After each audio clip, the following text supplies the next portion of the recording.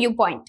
గుడ్లు అనేవి అందరికీ అందుబాటులో లభించే పవర్ ప్యాక్డ్ సూపర్ ఫుడ్. ఈ గుడ్లలో ఆరోగ్యానికి అవసరమయ్యే అన్ని పోషకాలు ఉంటాయి. ఏ వంటకమైనా గుడ్లతో సులభంగా చిటికలో చేసుకోవచ్చు. వీటితో వండే ఎలాంటి వంటకాలైనా ఎంతో రుచికరంగా ఉంటాయి. చాలా మందికి గుడ్లు ఫేవరెట్ ఫుడ్. గుడ్లను ఏ విధంగా అయినా వండుకోవచ్చు.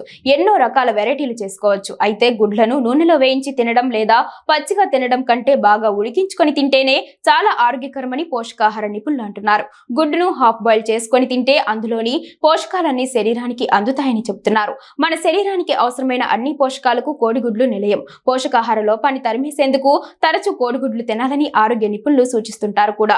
అయితే కోడిగుడ్లను కొన్ని రకాల ఆహార పదార్థాలతో కలిపి తింటే సమస్యలు వస్తాయని నిపుణులు చెబుతున్నారు. పోషకాలు సరిగ్గా అందకపోవడం, జీర్ణ సమస్యలు తదితర ఇబ్బందులు వస్తాయని స్పష్టం చేస్తున్నారు.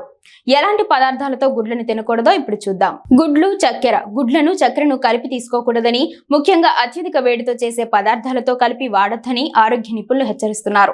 అలా చేస్తే అందులో గ్లైకోటాక్సిన్లు ఏర్పడతాయని, అవి దీర్ఘకాలంలో ఆరోగ్యాన్ని తీవ్రంగా దెబ్బతీస్తాయని స్పష్టం చేస్తున్నారు. గుడ్లు, పాలు. ఎక్కువ సంఖ్యలో గుడ్లను, పాలను కలిపి తీసుకుంటే జీర్ణ వ్యవస్థ తీవ్రమైన ఇరిటేషన్ కు లోనవుతుందని నిపుణులు చెబుతున్నారు.